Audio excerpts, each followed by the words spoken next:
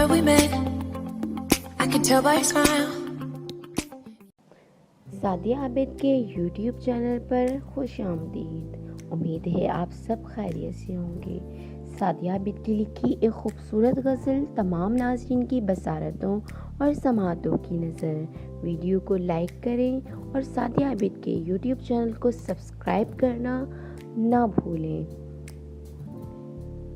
जब कभी आसमान पर उतरता है बारिशों का मौसम, जब कभी आसमान पर उतरता है बारिशों का मौसम, मेरे दिल में दर आता है वहशतों का मौसम, मेरे दिल में दर आता है वहशतों का मौसम।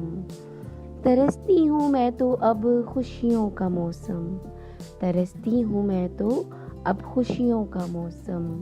वो भी दिन खूब था जब तुमसे मिलकर मुस्कुराती थी, अब नहीं आता मुझे हंसाने वो यादों का मौसम, अब नहीं आता मुझे हंसाने वो यादों का मौसम।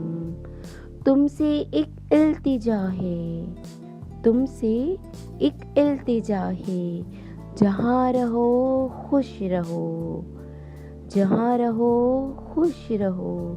मेरे लिए तो बना है, मेरे लिए तो बना है फ़कत वीरानों का मौसम, मेरे लिए तो बना है फ़कत वीरानों का मौसम।